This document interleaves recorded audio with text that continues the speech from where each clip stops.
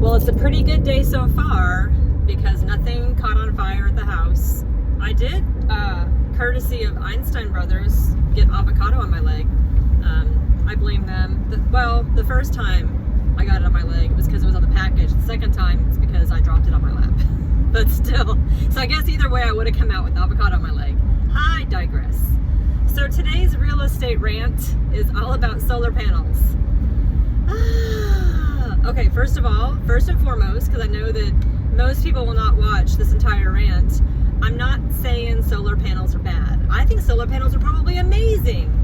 I'm saying that the way that they get themselves attached to a home in a financial way messes up real estate deals. So here's my 2 cents on this. So I was looking online the other day for a home that's nice with high days on market, like I said last week. And I found a really cool home, and I'm like, why is this home not got under contract? I didn't see any, under contract, back on market. Like, it was like, no contract. And I was like, that's ridiculous. The price is perfect. And in the notes, the real estate agent had bragged about this house has solar panels. It's like, if you're a buyer and you see that you take it at face value, like, oh my gosh, it's got solar panels, so we're going to save all kinds of money on our electricity. Ha ha ha, maybe. Or, according to this one, because I looked at all the solar panel agreement, the contract. First of all, it's a lien on your house because you're taking out a loan against your house. You're holding because it's attached to your house. It's collateral. Your house is collateral for these things.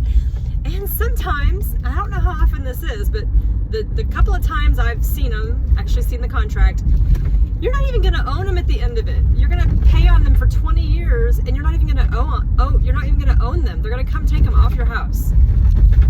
Another thing, this particular home that had high days on market, it was like the payoff for the solar panels was $38,000. So if the seller cannot find a buyer that wants to take over this responsibility for these panels, they're going to have to pay $38,000. I'm pretty sure whatever savings they got up until that point is negated by the $38,000 that's due at closing.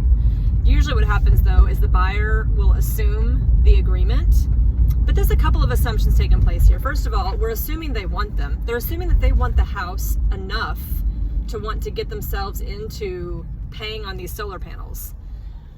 And then there's the assumption that they can even qualify to take over this loan for these panels. Okay, so I looked at the payment plan for these panels on this listing, and it was like an escalating schedule of payments. So for every month for this 12 months for 20 years, you're going to pay $137. And then for every month the next year, you're going to pay $146. It escalated up to $195 a month. I don't know what the energy savings are. I don't understand the back end of it. What I will tell you is that it messes up real estate transactions, because it's not like a pool or like an outdoor fireplace or something that the homeowner bought, had installed, and now you benefit from it. I mean, you do benefit from solar panels. Okay, back up. But buyers don't see the benefit of it. They're not going to be like, wow, this house is worth so much more now that I'm signing up for this 20-year commitment, which, by the way, is now their problem when they go to sell the home. So I'm not at all saying that solar panels are not a good thing to do for the environment, but if you're going to get them, first of all, understand if you're going to own them at the end, because I've met several people lately who have them and don't even know if they do or not. And that just comes from the sales pitch, right? The sales pitch that convinces you that you should do it, and then you don't really understand the product that you're getting into. I've been there. We've all made terrible decisions by not understanding the fine print. So, and this is my rule in life. When somebody comes to my house and they want to sell me something at my front door, unless it's your friendly neighbor, realtor Jessica. No, I'm kidding. But when somebody comes to my house that I wasn't planning on buying this thing, I'm just not going to buy it.